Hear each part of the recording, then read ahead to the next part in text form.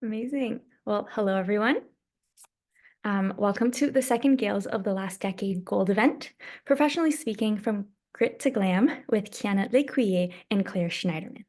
I am very happy to be introducing everyone today. The Gold Speaker Series focuses on highlighting young alumni as they pursue their careers in life after graduation. We are thrilled to have you join us today as we hear about the careers of both Kianah and Claire. This event is brought to you by the Queen's Student Alumni Association and the Young Alumni Unit at Queen's, with support from the Queen's University Alumni Association Board. And now I will pass it to Kianah for our land acknowledgement. Hello, everybody, and welcome again to the event. I'm really excited. And thank you again, Grace, for hopping on as well and helping us with this little gathering. To begin, let us acknowledge that Queen's University is situated on traditional Anishinaabe and Haudenosaunee territory. I am situated in Toronto, the traditional lands of the Mississaugas of the Credit, the Anishinaabe, the Chippewa, the Haudenosaunee, and the Wendat peoples. Claire is situated in Manhattan, the traditional lands of the Lenape people. We are grateful to be able to live, learn, and play on these lands. We hope to create a safe, welcoming space to build community and support each other during this discussion. Please note that we will not tolerate any form of violence during this event, and those using offensive language will be removed from the call. Amazing. So thank you so much, Kianah. So before we jump into some introductions, I have a couple housekeeping items. So to start, we do have a filming disclosure. So this event is recorded and it will be posted to various social media pages. So please stay tuned for those. Moving forward, please feel free to also include your pronouns in your username to help us avoid misgendering anyone. And if you have a question, please use the Q&A feature found at the bottom of the screen. Participants can also upvote questions that they would like to see answered, as we will start with the most popular questions first. So now that we have that out of the way, I am very pleased to provide a quick introduction of both Kianah and Claire. So Kianah Lécuyer is a passionate entertainment industry professional. They have expertise in the entertainment production. They graduated from Queen's University with a Bachelor of Arts honors in Global Development Studies with a minor in Religious Studies. Their journey in the entertainment industry began with notable positions at Insight Productions and the Full CC Music Group, where she contributed to the success of high-profile events such as The Next Step, Absolute Dance Tour, which I really enjoyed, in the United Kingdom and Ireland, the Juno Awards, the Legacy Awards, Canada's Ultimate Challenge, and Canada's New Year's Eve Countdown to 2023. They now work as an assistant production coordinator for season 10 of The Amazing Race Canada, produced by Insight Producers Limited for Bell Media/CTV, which is, fun fact, the highest rated TV show in Canada with over 172 million viewers per episode. On their downtime, Kianah is a voracious volunteer, notably serving on the Queen's Black Alumni Chapter, the Queen's Queer Alumni Chapter, which they actually co-founded, and currently the Youth Alumni Advisory Council. They have been featured as a keynote speaker for Life After ArtSci and as a Mentor of the Month for the Queen's Connect Career Network for students and alumni. Moving on to Claire. Claire is a director of newsroom strategy at the New York Times, where she has led a number of important projects focused on the future of the institution's journalism. These have included assessing journalistic opportunities and threats related to generative AI, working on the post-acquisition integration of The Athletic, and developing plans for investing in the newsroom data journalism capabilities. She came to the Times from SY Partners, a consultancy that approaches strategy through the lens of design, where she worked most recently as a program director overseeing strategy projects for clients ranging from Warner Media, NBC Universal, Ralph Lauren, and Airbnb to AARP and the Schultz Family Foundation. Claire's roots are in journalism, first as a freelance writer and researcher, then as a producer at the Business News Network in Toronto. After getting a master's degree in economic history on a financial journalism scholarship, she went on to produce Bloomberg TV's Europe's first flagship program, The Pulse. So please join me to give them a small round of applause, and then I will pass it on to them for the interview component.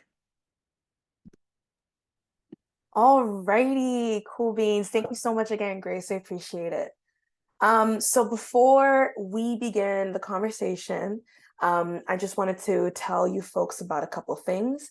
First, just a reminder that we will be answering questions at the end of our discussion. If you see at the bottom of your screen, you should see a Q&A feature, so feel free to submit your questions there. And also just a friendly reminder that both Claire and I will not be answering questions about the companies that we work at and our work specifically there. So I kindly ask the audience to just ask questions specifically pertaining to the topic of advancing the career. It's not a tea session, so thank you. I also wanted to, before we started, Claire, just confirm pronouns. My pronouns are she, they. Feel free to interchange. And Claire? She, her. She, her. Okay, awesome. So first of all, how are you doing, Claire? I'm great. I'm really excited for this. Me too. I'm feeling great. I didn't tell you about this ahead of time, Okay. but I wanted to play a quick little game with you to just kind of like get rid of the nerves and then Sure. also like learn a little bit about you. So it's just going to be a quick, who do you prefer? Who's your queen? If you know me, you know that these are important questions. And it's very telling of people. So anyways, first, Beyonce or Whitney Houston? Whitney, Period. Yeah. I love Beyonce, but Whitney's the, come on. Queen. Lady Gaga or Katy Perry? Gaga. T. T. Britney Spears or Christina? Ooh, tie there. Both Ooh. informative. Okay. For me. Let me come back to you afterwards. At the end of the discussion, we'll figure that one out. Okay. And last one, Jennifer Lopez or Mariah Carey? Mariah Carey for the voice, but Jennifer Lopez for like the whole ethos vibes around her. I love that new movie. Fair. Full package. I get it. She's just, yeah, she's incredible. All right, cool. So now we're having a good time. Let's get into the questions. I'm so excited to hear your perspective, your story, your journey, and to, of course, get some advice because we're doing pretty well, but we could always use some help and guidance. So question number one, and this will be a great little introductory question for the audience as well, too. Tell us more about your current position as the director of newsroom strategy at the New York Times. What does your job entail through your perspective? Sure. So my team has been, Newsroom Strategy has been around for about a decade. It was born out of the Innovation Report in 2014, which was an internal memo at the Times about the need to really take more risk and adapt our journalism to meet the era, be more digital first, and create formats that people are really consuming today. And effectively, my team are internal consultants. So we're a small team that does projects around strategy and operations in conjunction with newsroom and business leaders at the Times, often working on several projects at once. And these really run the gamut. So some projects have included, as Grace mentioned, where we might be investing more resources to cover a particular topic, where we can make our report more digital first and separate our print workflows from our digital workflows. How do we ensure that our journalists have the right mix of skills to meet the current moment? And, with changing technologies like generative AI, how might we approach our journalism in new ways in this era? That's really cool. And you've been doing that since for 2 years, right? 3 years? Almost 3, yeah. Wow. Yeah, that's dope. And did you always want to work at the New York Times? Was that always kind of on your list, or did it just kind of slowly grow that dream? It's funny you say that because I was digging in my emails for something recently and I found emails that I had written to recruiting at the Times in 2009 and 2012. Okay, universe. I love that. It's finally, I manifested it, That is really cool. Yeah. Okay. So then just for everybody, the little snippet from that, be patient and it might come to you. You never know. Never know. You never know. So we have talked before and just kind of doing my own individual research or creeping, as people say today. You have a really interesting career trajectory. You didn't just wake up working at the New York Times. So so I wanted to ask if you could walk us through your career journey from graduation at Queen's to the present day. because I noticed that early in your career you had multiple roles in seemingly different industries. Yeah. So I was curious, like, were you experimenting with like various career paths, seeking your professional identity? Yeah, so I've had a lot of jobs, and I've lived in a few different places, and it's probably easiest to think about my journey in a few different phases. The first was immediately after Queen's, and I would call this a period of discovery. So I graduated with a political science degree, and with a few different areas of interest, but I wasn't totally sure what I wanted to do. A lot of my peers were applying to law school. It seemed also because they didn't know what they wanted to do, but I knew law wasn't for me. And I kind of needed to go out into the world and figure out what was. I grew up in Toronto, and I had always had aspirations to live in New York. And so I decided that, like, immediately after, my last class, I was going to go to New York. And in advance of getting there, I set up a number of internships, just by looking online, cold outreach. And then once I got to New York, going to events to meet people, in areas that kind of aligned with my interest. And primarily, I would say that there were three areas.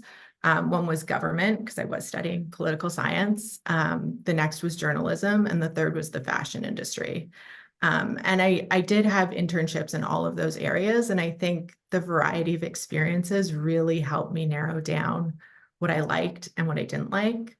I quickly ruled out city government and fashion. And journalism seemed to be what most spoke to me. When I was still at Queen's between my third and my fourth year, I had this great job, which I probably didn't realize how great it was at the time, but I was a food writer and restaurant critic in Toronto. And I thought I was most interested in working in food writing, and actually interned for a food magazine in New York when I came here.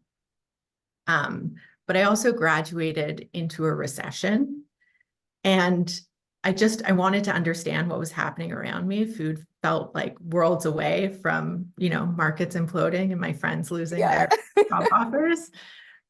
So I decided to move to financial news. And I had an internship in New York, in that space, but eventually I ran out of money. My visa was expiring.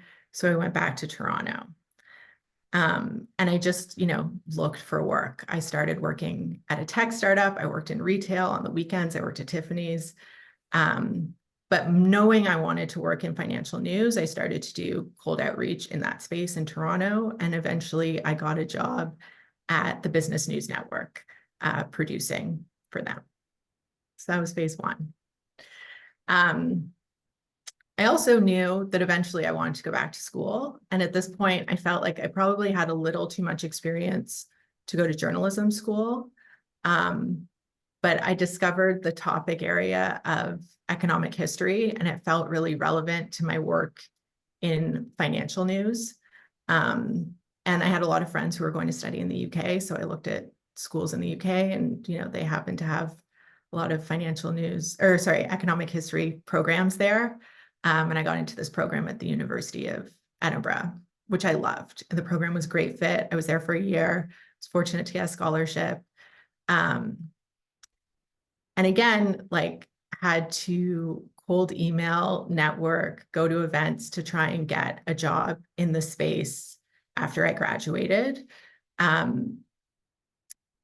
For those that don't know, if you are Canadian, you are entitled to get a 2-year work visa if you're under 35 to work in the UK. And so it's kind of seemed like a no-brainer that I would stay, and move down to London, where there was, a robust industry in this space. And eventually I got a job at Bloomberg, and I worked there for 2 years. And it was so much fun. And I got to meet all kinds of interesting business leaders, and really found that I had autonomy to bring my interests to the shows. So if I was happy to pitch and produce something and I did a somewhat decent job, they would air it.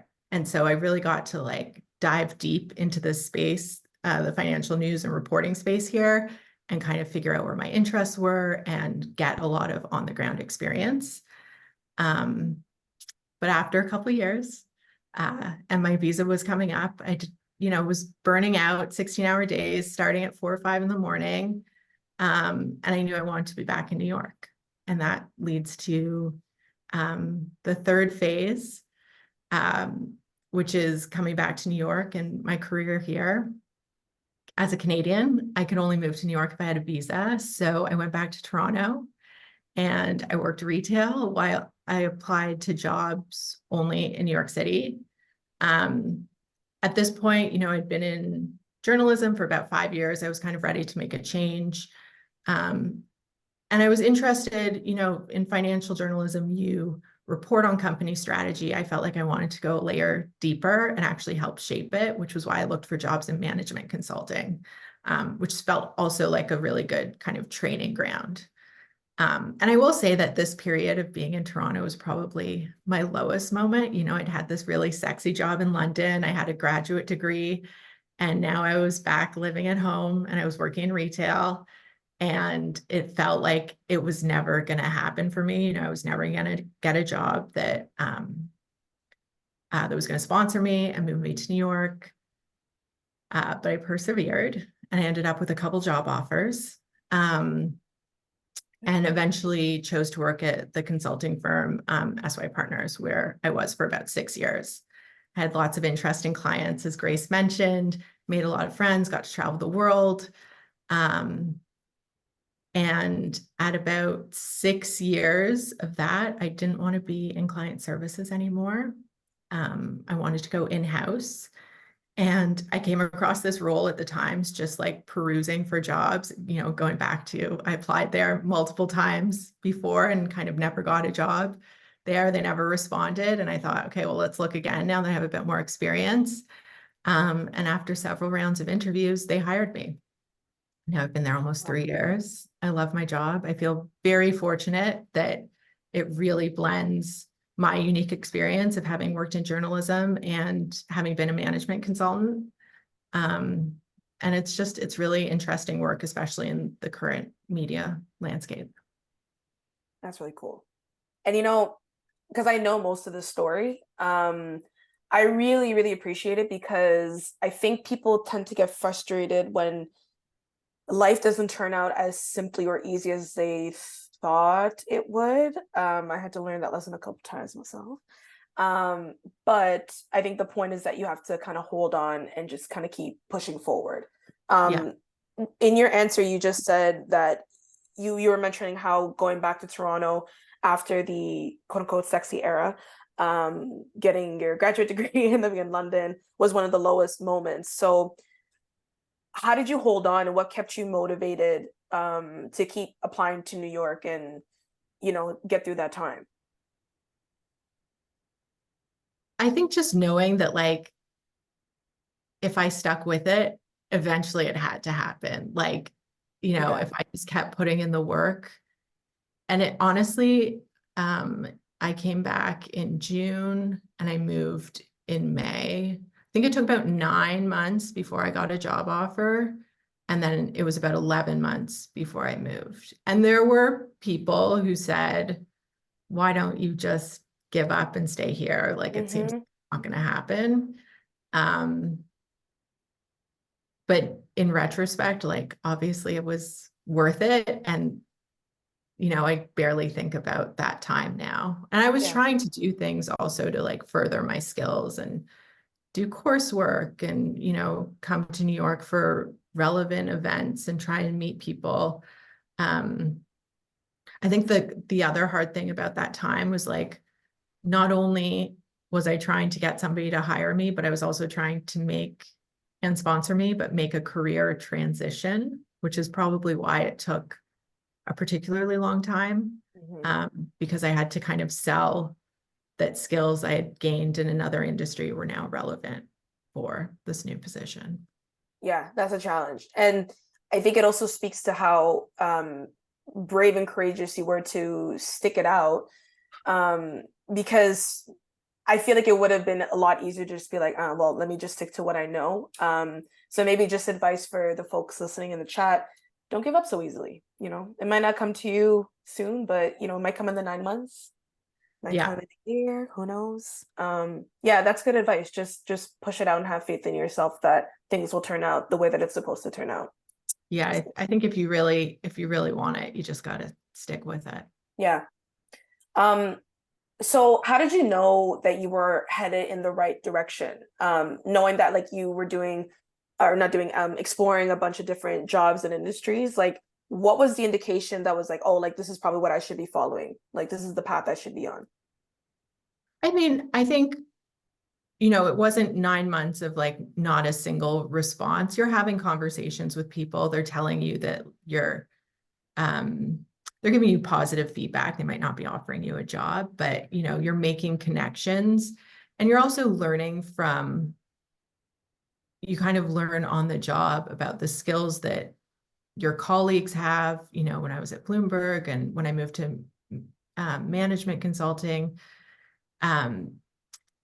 you realize that like, oh, we have comparable skills. There's kind of no reason other than situational that I can't do this job too. And I think just like believing in your ability to do the job by talking to other people and learning about their experiences and kind of just being on the ground.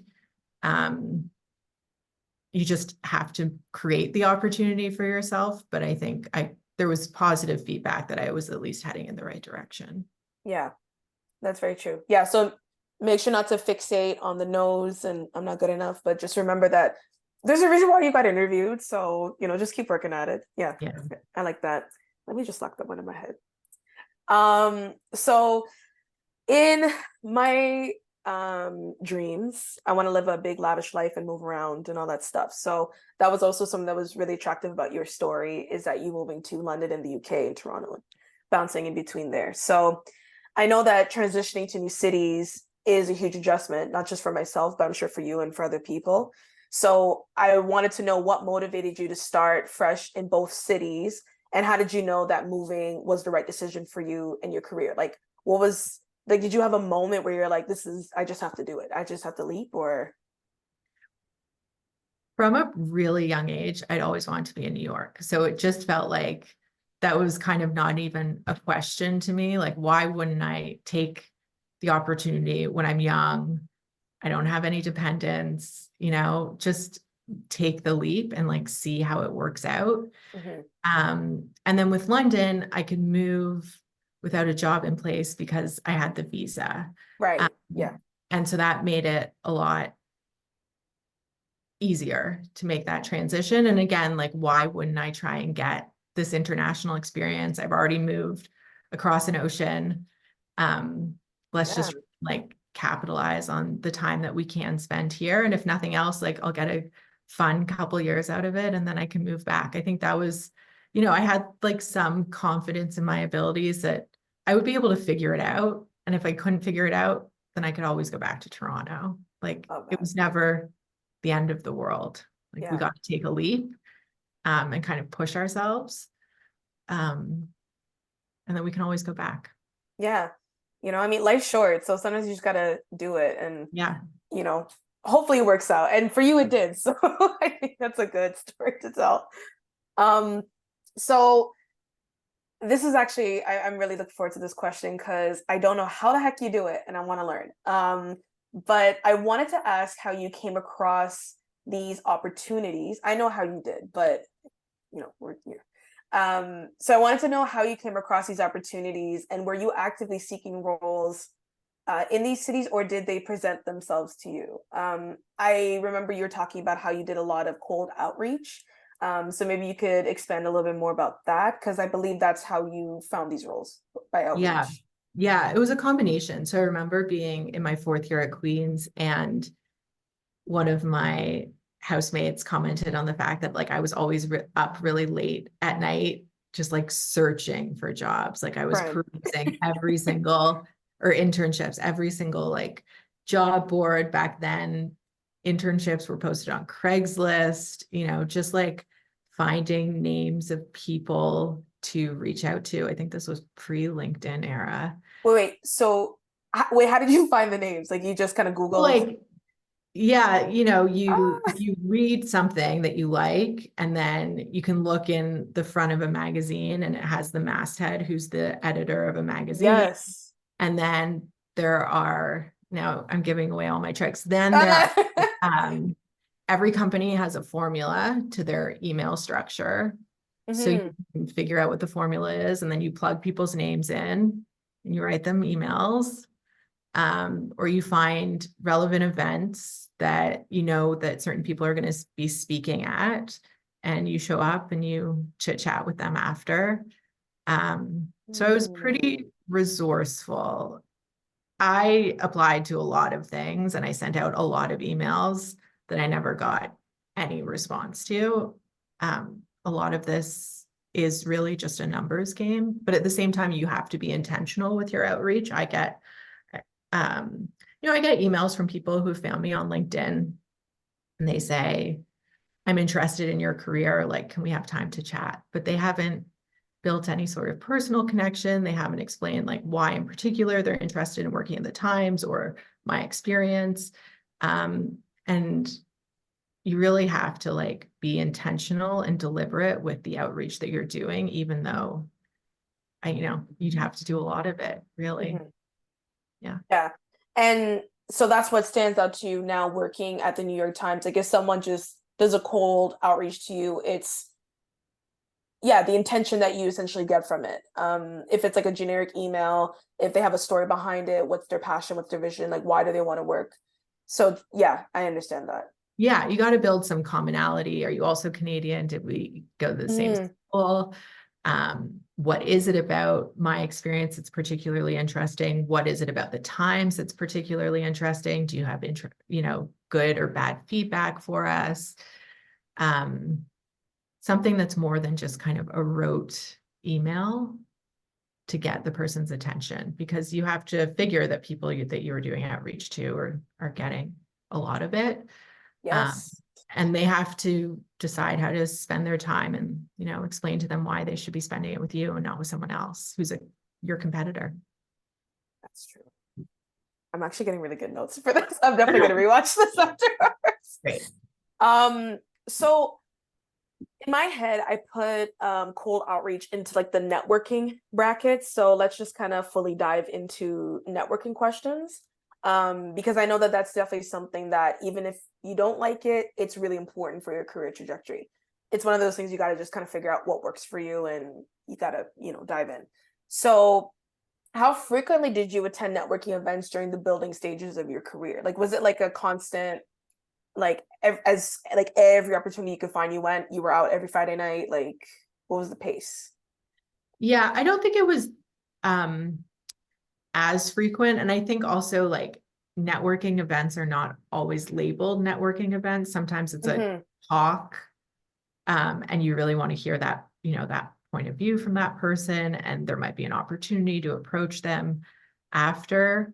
So it was more about like, who am I interested in meeting and learning from, and then where, this sounds kind of stalkerish, but like, where are those people going to be? Like, what are the events that they're going to speak at? What are the forums?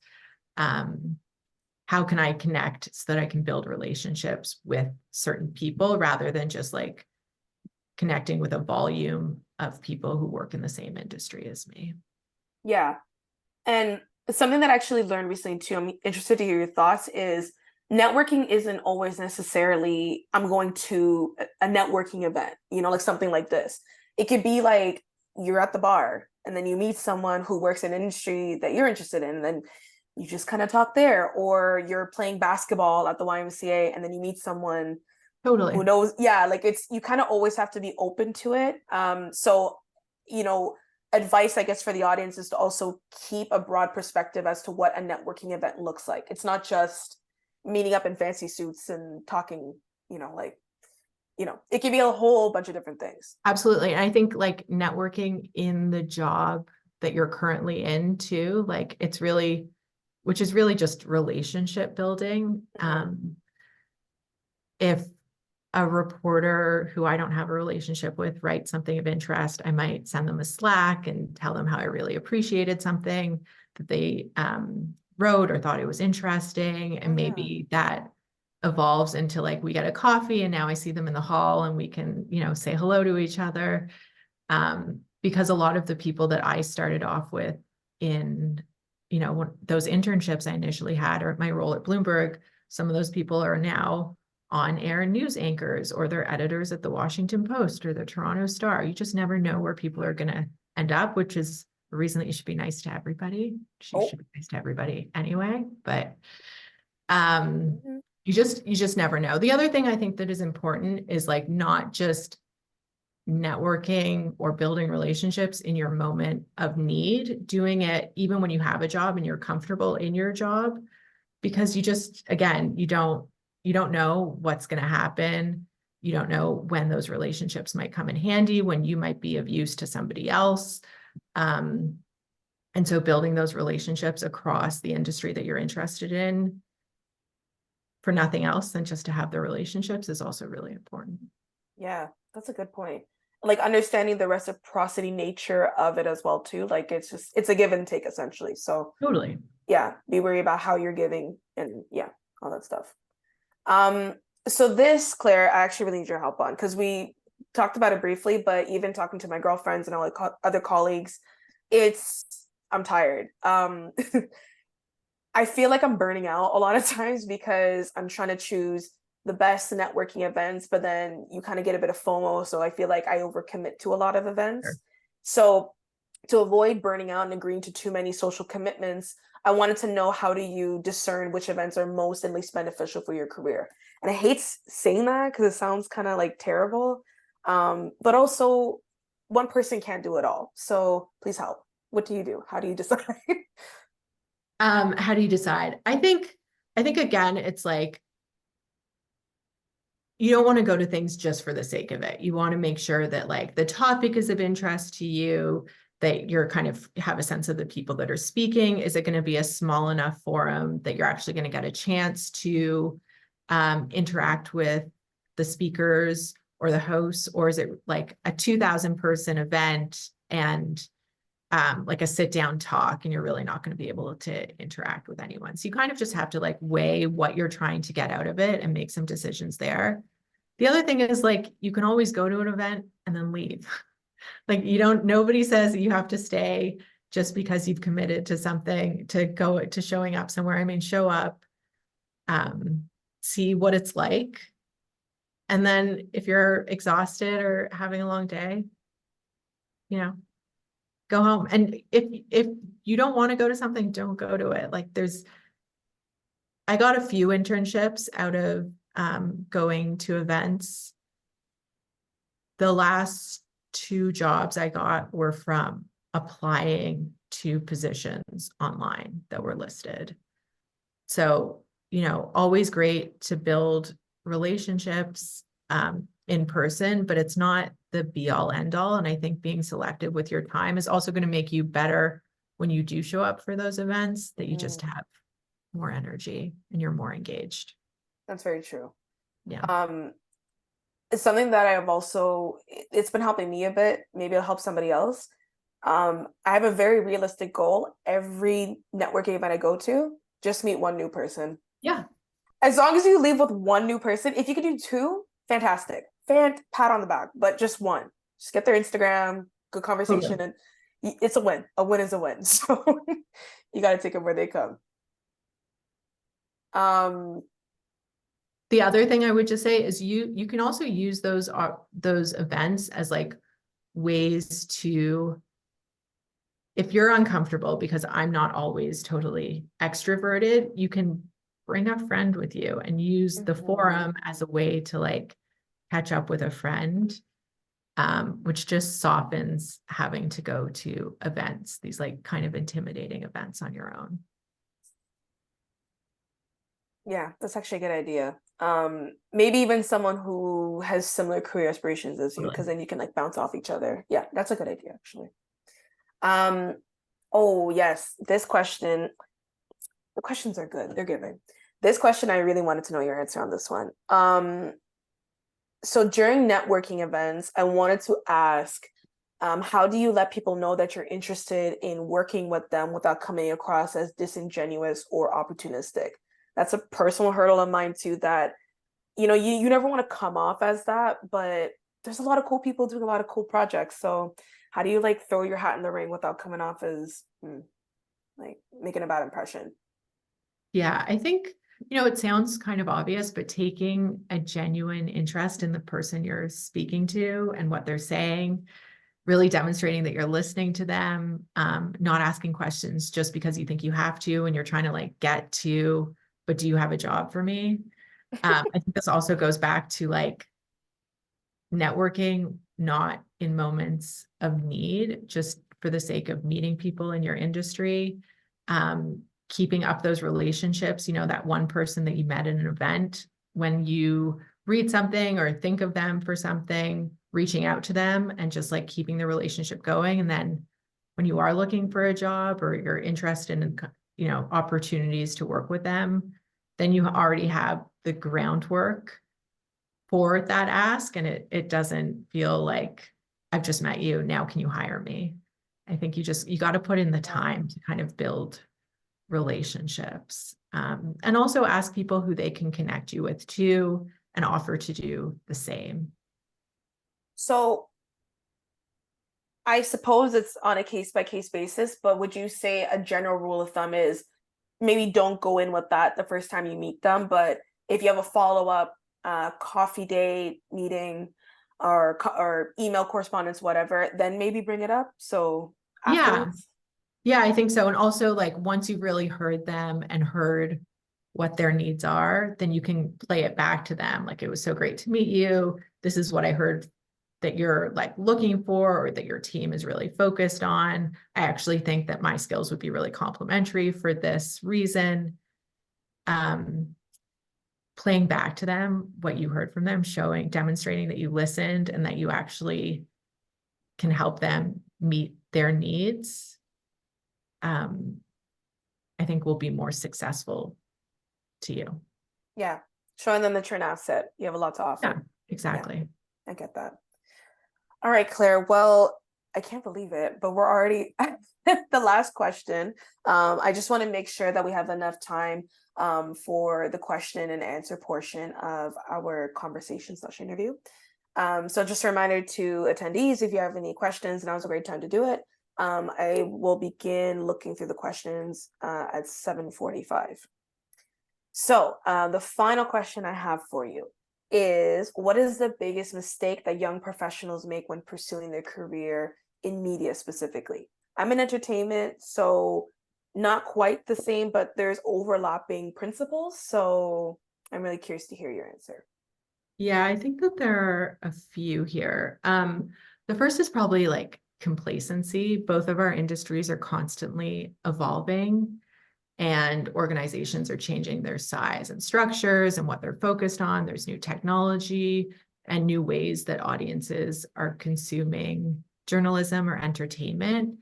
And you just always need to be learning and kind of keeping up with the industry, with what the industry trends are, and ensuring that your skills are meeting the moment.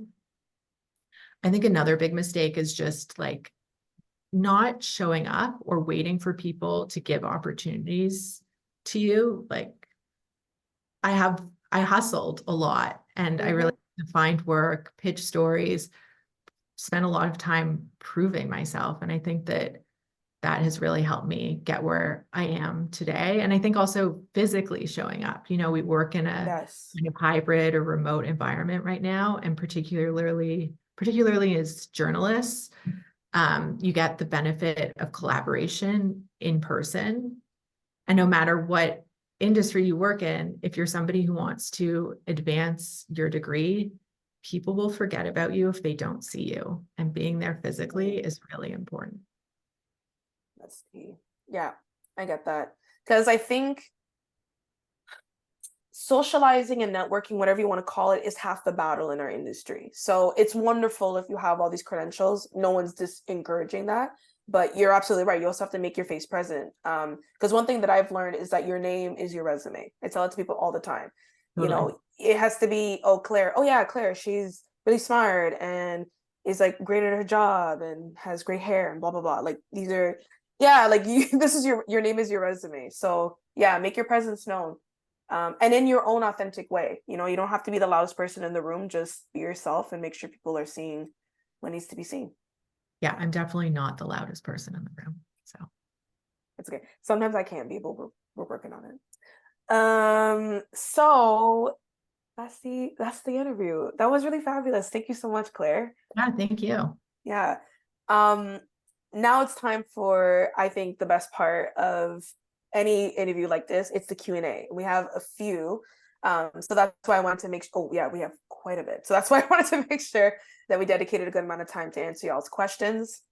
So let's get into it. From an anonymous attendee, if you're in your respective experiences, is there a simple way to determine if you're not feeling fulfilled in your chosen career path?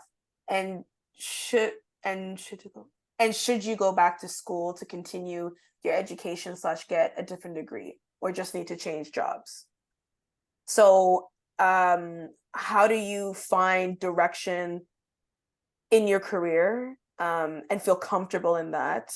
And when do you know that it's time to switch gears? Yeah.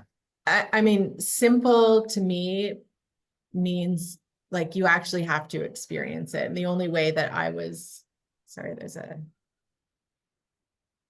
siren. The only way that I was really able to kind of eliminate areas of interest was to get the experience and to realize that I just like, you know, maybe I wasn't challenged in the ways that I felt like I needed to be challenged. Maybe like there wasn't a lot of excitement coming into the job, seeing both what my work was. And initially there's always a lot of grunt work, no matter what it is, but like, okay, what am I aspiring to? What are the roles of the people who I would be like moving up the ladder? And what do their roles look like in the day-to-day? And like, are those things that I would be happy doing? And, you know, even in my job, like not every day is super exciting, but knowing on the whole that I'm like stimulated by the work and that I find it engaging, is just through experience. Like that's the way that I've been able to figure it out. In terms of going back to school, I think that's a tricky one. You know, there are people, because I've also wrestled at times with like, what should I go back? Should I do rather than a master's degree? Should I do a PhD? Should I go to business school? And I think unless you really need it for your work, I don't know that it's something that's necessary. You know, there are people on my team who have similar experience to me. They were journalists, management consultants, and they have MBAs. And we do the same job. And, you know, I would say that we're equally good at our job. So maybe there were certain things that they wanted out of those programs, like they wanted a particular skill set or they wanted the networking, but I would never say, unless you're in a career that really requires school, like being an engineer or a doctor, like I would look really hard at whether you need to go back in order to get to the career that you want. Yeah. Similar sentiments as Claire. I'm thinking about some advice that I got from one of my friends, colleagues, mentors, Shane Latouche. He's really awesome. Because I was also wondering if I should go back to school as well too. And he said, there's nothing wrong with going back to school, but if you choose to go back to school, have a reason to go back to school. Like, don't just go back because you're like, I can't get a job, so let me go back to school. It's like, what do you intend to do with this bachelor's, master's, PhD, whatever it may be? And make sure that your intention is clear. Otherwise, because I guess essentially the fear is that you get it done, but because you didn't have a clear intention, now what do you do with the degree? Right? So just make sure that you have a clear plan for it and understanding why you want it. And then the other part of the question was, how do you know if you're on the right path? I've recently learned this. This is my own theory, but you know, what's for you won't miss you. And what I've learned is that when you lean into what's right, you'll be surprised how easily things will come into place. And so alternatively, when you're trying to work at something and it's not working and you're trying to manipulate it and it's like, oh, like, why it's not working? Maybe it's just not for you. And it's not to like give up, but it's like, I think it's worth maybe taking a moment to reflect on why you want this to work out so badly, if you really want this to work out so badly. Yeah. Because I think a lot of people get so attached to their dreams from 5-10 years ago, but that might not even be your dream now. And maybe that's why it's not even working, because you're not even into it anymore. So be wary of that. What is for you will come to you. And if it's hard, it's not that it's not for you, but it might be an opportunity. It might be a good idea to just reflect on why it's not working and if this is actually the path that you want to do. And I mean, I think the moral of Claire's story, I don't want to speak for you, is follow your gut, follow your instincts, and things will work out. You kind of just have to follow your heart with a lot of these things too. You'll know the answer when the time really comes and you have to make decisions. Totally.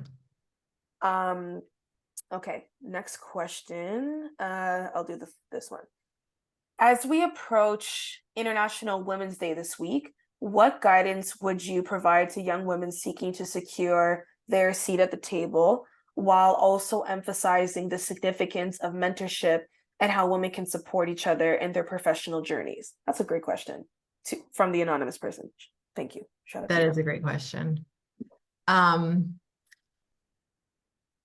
So I have worked in environments, both where I felt that it was more difficult for women and where I felt like women were on an equal playing field.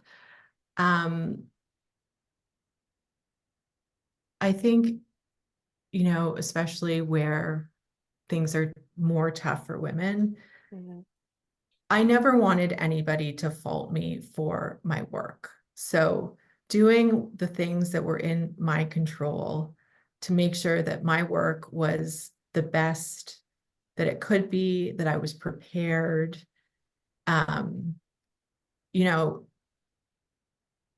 Things might be stacked against me in other ways, but like, I want to be able to show up and say that like I did the best job that I could, the best job for the work. And then trying to find other women to build relationships with and try and like change structures or ways of thinking that oftentimes these organizations kind of don't even realize exist because they're so ingrained. And so doing things like sharing salaries is really important. And when I first started my career, it was like really frowned upon to talk about what people make. And now if anybody asks me, and I'm pretty open with people that I'm working with, like my colleagues in particular, we have open discussions about it, because unless these things are unless there's a structure in place, like you just never know. And it's only through conversation that you're able to kind of establish what's actually happening and then figure out how you might change it. Yeah. I would also say, make it a point to support one another. I think, because of the patriarchy and the suckiness of it, I know it's not a word, I don't care. We're always pitted against each other. And I think one of the ways that we can combat that and help each other get our seats at the table is to, dust off the seat right next to you and bring the girlfriend right next to you and just support one another and support each other's wins. Especially coming from my perspective, as, a Black individual, it's like, there's this kind of unspoken rule where there can only be one of us. Such a lie. It's so stupid. There can be 2, 3, 4, 5 of us. There can be as many as possible. So I think, making it a point to also check your ego, and to check when you might be playing into that, because it's so ingrained in a lot of us in our society. So just being real with yourself, not playing into it, and then just making it a point to support one another, cheer each other on. If you see the other person doing something that might be hindering their career or something they could do differently, speak up, help them out. And there's no need to compete with one another. And actually, I think you can go further if you help each other out. There's a saying where if you want to get somewhere fast, you go alone, but if you want to go far, you go in a group, right? So just keep that in mind. Like, don't compete necessarily with everybody. Like, it's a competition to an extent, but don't do it to your own detriment. It's not worth it. Help each other out. 100%. And also, like, how do you want to be thought of too? Do you want to be thought of as a connector and somebody who helps other people, or do you want to be thought of as like ruthlessly competitive, can't maintain relationships because you'll tear somebody down? Yeah. Class, what did we learn? Your name is your resume. Make sure what people say with that. You know what I mean? Like, you want to be, what's it? Martha Goddard. Oh, thank you, Hannah. Thanks for that. That's who the quote's from, Martha Goddard. Sorry if I said it wrong. 7:50. So we still got a little bit of time. Let's see. What experiences outside of the classroom at university prepared you for going after your first job and first cold calls? That's a great question. I always had pretty diverse interests outside of the classroom in high school and at Queen's. I was on crew, and I was cool. part of Model UN. I was head of the political science like student group. I did a lot of different activities, and I think there's skills that you can gain from any of those. Obviously Model UN is like public speaking and debate, and crew is about discipline and teamwork. But I think also just like the range of people that you meet who across all of those interests, like it really helps you be able to kind of talk to anybody, strike up conversation across, a wide range of topics.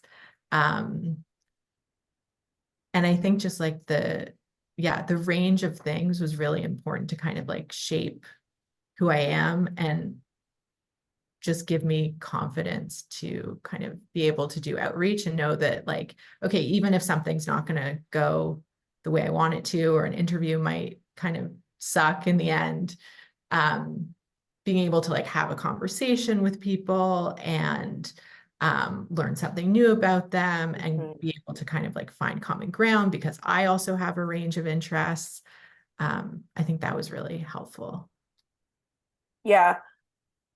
My answer, when you don't really know what to do, lean into your skills and just have faith that your skills will bring you somewhere. So when I first graduated, I had no clue what I was doing because shout out to Artsci, just kind of thrown into the wild. So I went back to my roots, and that's how I got involved with the Queen's Black alumni chapter. It was during the George Floyd summer. That was really upsetting, and I wanted to like do something, and I wasn't doing anything because I wasn't employed.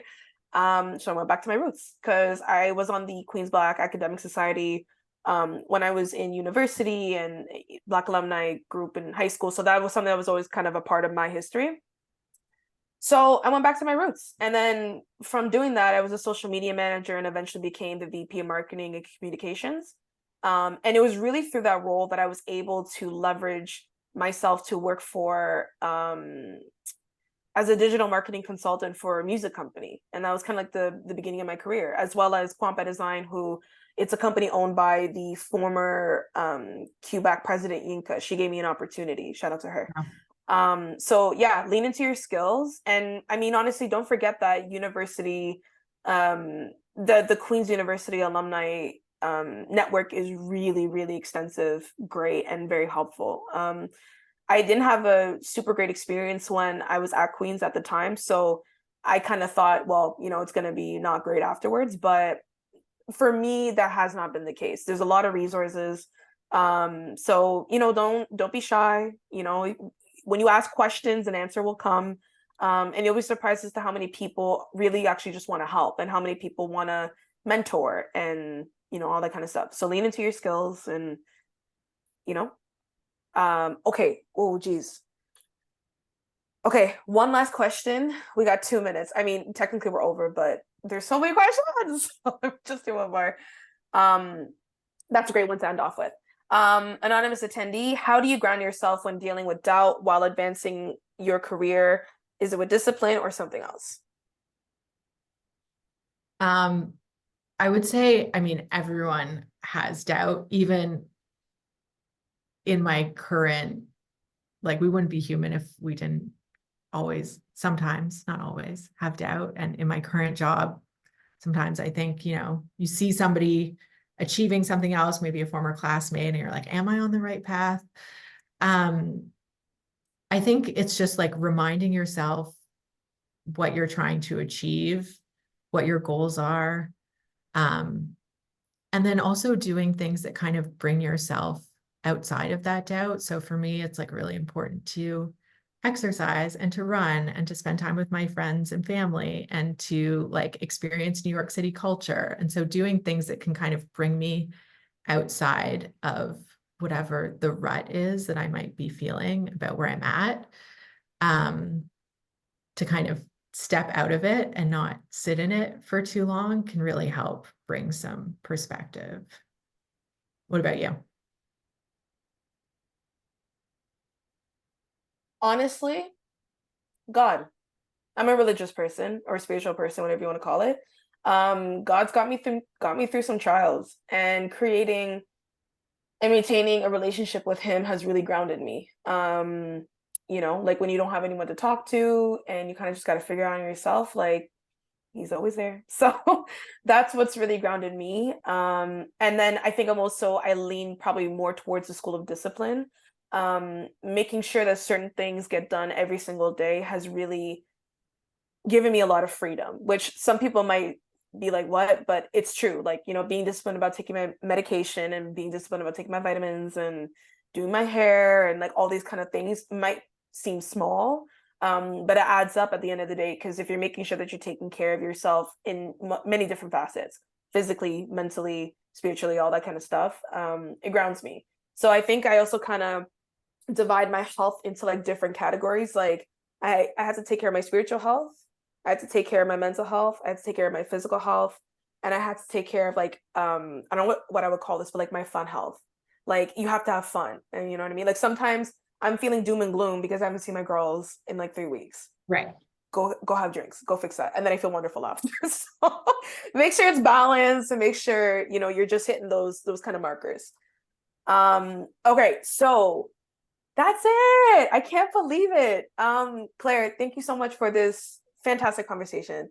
I didn't have a lot of expectations, didn't know what to think, but this really just was fabulous and I learned so much. So thank you again for all your amazing insight. I really do appreciate it. Yeah, you were a fabulous host. This was wonderful. Thank you, Thanks so Graham. much. Thank you. And then I'm going to pass it over to Grace in a moment. I just wanted to do a couple quick thank yous. So, of course, thank you to Claire. Thank you to the team who helped put this all together, Lindsay, Grace, Jesse and Kim, the Queen's University Alumni Association. Of course, thank you to all of the attendees and supporters of the event. I wouldn't be me if I didn't say these two. Again, I want to say a huge thank you to God, because without him, none of this is possible for me, and through him, everything is possible for me. And thank you to my family and my friends who are like family. So shout out to my people in Toronto, Ottawa, Montreal, and France. I love you all, and thanks for supporting me, because this is definitely your win as much as it's mine. And also shout out to the Queen's Black Alumni Chapter, the Queen's Queer Alumni Chapter, Inside Productions, the Black Academy. Child, I feel like I'm doing it because I'm sweet. But thank you to everybody, for real. And I hope you all have a wonderful, wonderful day. Thank you, guys. So I know you can't see them, but I will, in lieu of everyone, will provide a very nice big round of applause for our speakers. So I just want to give a really big thank you. I think a lot of the questions were super comprehensive. I think they covered a lot of topics that I think are really important.